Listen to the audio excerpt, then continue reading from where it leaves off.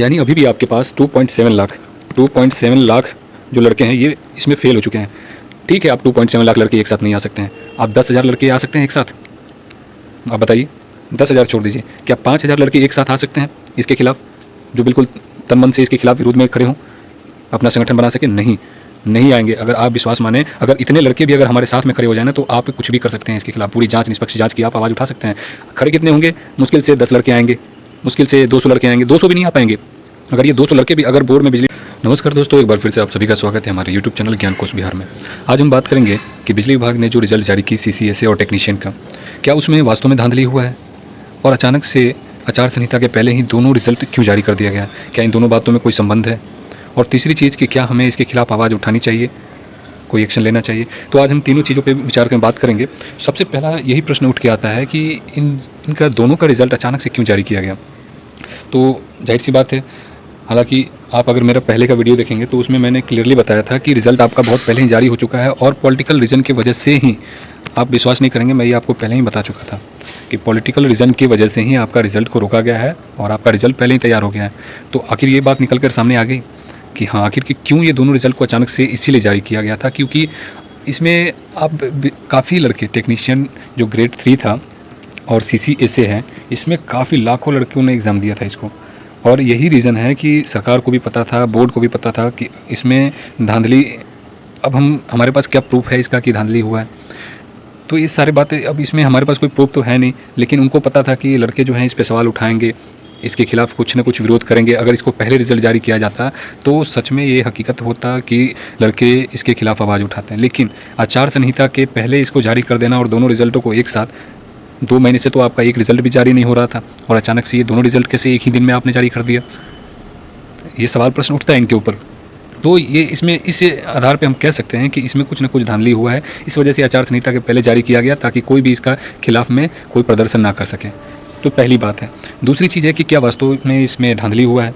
तो दोस्तों, आपके पास इसके खिलाफ कोई ऐसा सबूत है नहीं कि धांधली हुआ है। कारण कि नॉर्मलाइजेशन एक ऐसी प्रक्रिया है जिसके तहत आप खुले से अगर देखें, ओपनली अगर देखें, तो आपको कोई सबूत मिलेगा नहीं कि इसमें धांधली हुआ है। हाँ, सबूत तब मिलेगा जब आप कम से कम 1000-2000 ऐसे लड़कों को इकट्ठा करें जो एक शिफ्ट के हों, जिनका रॉ मार्क्स तो पता है ही, और साथ में नॉर्मलाइजेशन उसके बाद जो नंबर आया वो आपको पता हो। तो इस आधार पे आप ये सवाल उठा सकते हैं कि उस नंबर को देख के कि आप इसमें धांधली हुआ है या नहीं हुआ है। तो अगर आप वास्तव में जानना चाहते हैं तो फिर आपको एक ग्रुप, एक संगठन बनाना पड़ेगा जिसमें सारे जो एक शिफ्ट के लड़के हैं उनको आना पड़ेगा, अपना रॉ मार्क्स और नॉर्मलाइजेशन जो मार्क्स है उसको इकट्ठा करना पड़ेगा। और नहीं तो फिर अगर विभाग से अगर आप मांगते हैं कि आप दोनों मार्क्स को जारी करिए, रॉ मार्क्स और नॉर्मलाइजेशन मार्क्स को, तो उसके लिए फिर आपको वही बात आती है कि आपको प्रदर्शन। तो घूम फिर के आप वही आता है कि आप एक संगठन बनाइए, प्रदर्शन करिए, और वो आप अभी मुश्किल है, चुनाव तक, बिहार इलेक्शन तक वो बिल्कुल मुश्किल है, आप नहीं कर पाएंगे। और तब तक तो ज्वाइनिंग भी हो चुका होगा और आगे की कार्रवाई भी हो चुकी होगी। रही बात अब कोर्ट केस की, अब इसके खिलाफ क्या कार्रवाई किया जाए? तो बहुत सारे लड़के बोल रहे हैं, जोश में आके बोल रहे हैं कि कोर्ट केस किया जाएगा इसके खिलाफ, आवाज़ उठाइए इसके खिलाफ। बिल्कुल आवाज़ उठाना भी चाहिए, अगर गलत हुआ है तो आवाज़ उठाना चाहिए। अगर आप आवाज़ उठाते हैं तो कितने लड़के हैं जो आपके साथ में आएंगे? अगर मान लेते हैं टोटल 27 शिफ्ट में अगर परीक्षाएं हुई हैं, 27 शिफ्ट में कम से कम तो इसमें आपको पता है 1.5 लाख के करीब CCSA में लड़कों ने एग्ज़ाम दिया, और 2 लाख के करीब जो है ये TG3 में लड़कों ने एग्ज़ाम दिया। तो जब इतने 3 लाख, 3.5 लाख लड़कों ने एग्ज़ाम दिया है, और मुश्किल से इसमें रिजल्ट कितना आया? 3000 लड़कों का, 3 लाख में। यानी अभी भी आपके पास 2.7 लाख जो लड़के हैं ये इसमें फेल हो चुके हैं। ठीक है, आप 2.7 लाख लड़के एक साथ नहीं आ सकते हैं, आप 10,000 लड़के आ सकते हैं एक साथ? आप बताइए, 10,000 छोड़ दीजिए, क्या 5,000 लड़के एक साथ आ सकते हैं इसके खिलाफ, जो बिल्कुल तन मन से इसके खिलाफ विरोध में खड़े हों, अपना संगठन बना सके? नहीं आएंगे। अगर आप विश्वास माने, अगर इतने लड़के भी अगर हमारे साथ में खड़े हो जाए ना, तो आप कुछ भी कर सकते हैं इसके खिलाफ। पूरी जांच, निष्पक्ष जांच की आप आवाज़ उठा सकते हैं। खड़े कितने होंगे? मुश्किल से 10 लड़के आएंगे, मुश्किल से 200 लड़के आएंगे, 200 भी नहीं आ पाएंगे। अगर ये 200 लड़के भी अगर बोर्ड में, बिजली विभाग के बोर्ड में चलने के लिए तैयार हो जाए ना, तो फिर भी हम इसके खिलाफ आवाज़ उठा सकते हैं, लेकिन ये संभव नहीं है।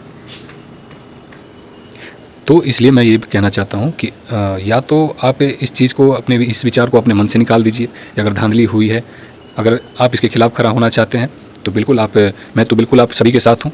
आप मुझे मैसेज करिए, ग्रुप में हम लोग बनाते हैं, उसमें सारे लड़के इकट्ठे होते हैं और बिल्कुल केस किया जाएगा इसके ऊपर। और निष्पक्ष जांच की मांग की जाएगी।